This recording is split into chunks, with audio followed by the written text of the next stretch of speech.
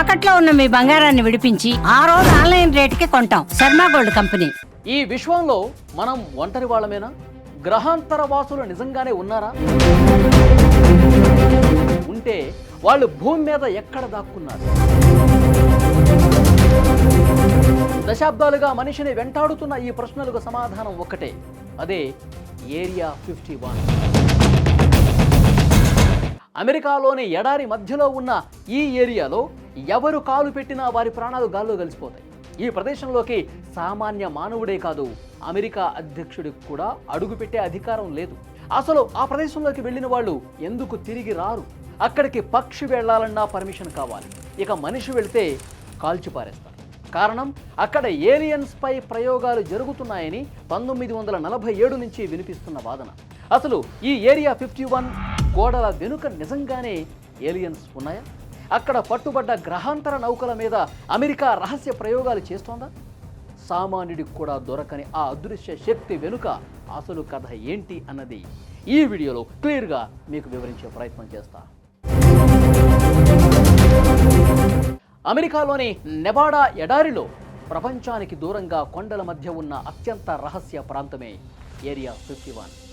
అధికారికంగా ఇది ఒక మిలిటరీ బేస్, కానీ అనధికారికంగా ఇది ఏలియన్స్ అడ్డా. సామాన్యుడి నుంచి సైంటిస్టుల వరకు అందరూ నమ్మే ఒకే ఒక విషయం, ఇక్కడ గ్రహాంతర వాసులపై ప్రయోగాలు జరుగుతున్నాయని. దీని వెనుక ఉన్న అసలు కథ 1947లో మొదలైంది. రోజ్వెల్ అనే ప్రాంతంలో ఒక వింత విమానం కూలిపోయింది. అది చూడటానికి మన భూమిపై ఉన్న విమానంలా లేదు.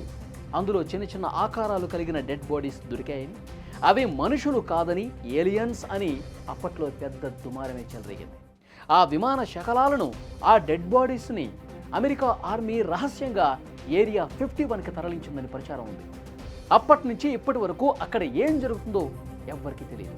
బాబ్ లాజర్ అనే శాస్త్రవేత్త తాను అక్కడ పనిచేశానని, అక్కడ ఏలియన్స్ స్పేస్ క్రాఫ్ట్స్ ఉన్నాయని చెప్పడంతో ఈ అనుమానాలు మరింత బలపడ్డాయి. నేను ఏరియా 51 పక్కనే ఉన్న S4 అనే అత్యంత రహస్య ప్రదేశంలో పనిచేశాను. అక్కడ నేను 9 ఫ్లయింగ్ సాసర్లను చూశాను. అవి మనుషులు తయారు చేసినవి కావు. వాటి టెక్నాలజీ మన భూమి మీద ఉన్న ఏ టెక్నాలజీకి సంబంధం లేదు. వాటిలో వెల్డింగ్ జాయింట్స్ ఉండవు, నట్లు బోల్ట్లు అసలే ఉండవు. అంతా ఒకే మెటీరియల్. నేను ఆ ఏలియన్ స్పేస్ క్రాఫ్ట్ని ఎలా తయారు చేశారో తెలుసుకోవడానికి రివర్స్ ఇంజనీరింగ్ చేశాను. ఆయన ఇంకా ఏం చెప్పాడంటే, ఆ సాసర్లు ఎగరటానికి పెట్రోలు, డీజిలు ఇలాంటివి ఏమీ వాడరు. ఎలిమెంట్ 115 అనే ఒక ప్రత్యేకమైన మూలకాన్ని ఇంధనంగా వాడతారంట. ఇది గురుత్వాకర్షణ శక్తిని వ్యతిరేకించి గాలిలో నిశ్శబ్దంగా తేలేలా చేస్తుంది. అప్పట్లో సైంటిస్టులు బాబ్ లాజర్ చెప్పిన ఎలిమెంట్ 115 అనేది అసలు లేనే లేదు అని కొట్టిపారేశారు. కానీ ఆశ్చర్యకరంగా 2003లో రష్యా అండ్ అమెరికా శాస్త్రవేత్తలు ఎలిమెంట్ 115ను ల్యాబ్లో సృష్టించారు. అంటే బాబ్ లాజర్ 1989లోనే చెప్పిన మాట నిజమేనా? ఆయన నిజంగానే అక్కడ ఏలియన్స్ షిప్ని చూశారా?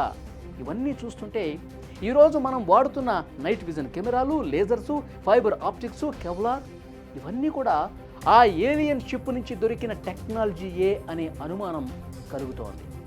ఇవన్నీ ఎప్పుడో 1980 కాలంలో జరిగినవి కదా, అవన్నీ పుకార్లు అనుకుంటే మీ పొరపాటే. ఇటీవలి కాలంలో ఏరియా 51 చుట్టూ జరుగుతున్న పరిణామాలు మరింత ఆశ్చర్యాన్ని కలిగిస్తున్నాయి. 2024 చివరిలో ఈ బేస్ చుట్టూ వింత డ్రోన్ల సంచారం కనిపించింది. అవి సాధారణ డ్రోన్లు కావని, గాల్లో అద్భుతమైన విన్యాసాలు చేశాయని స్థానికులు చెబుతున్నారు. అంతేకాదు, గూగుల్ ఎర్త్ మ్యాప్స్లో ఈ బేస్ మధ్యలో ఒక త్రిభుజాకారపు స్ట్రక్చర్ కొత్తగా కనిపిస్తోంది. దీని నీడ చాలా పొడవుగా ఉంది. ఇది ఏలియన్స్ టెక్నాలజీతో కడుతున్న టవరా, లేక మరేదైనా రహస్య ప్రయోగమా అనేది మిస్టరీగా మారింది. 1999లో అక్కడ పనిచేసిన ఒక మాజీ ఉద్యోగి చెప్పిన దాని ప్రకారం 2026లో ఏరియా 51లోని అసలు రహస్యం బయటపడుతుంది అని అప్పట్లో అన్నారు. ఇప్పుడు మనం 2025లో ఉన్నాం.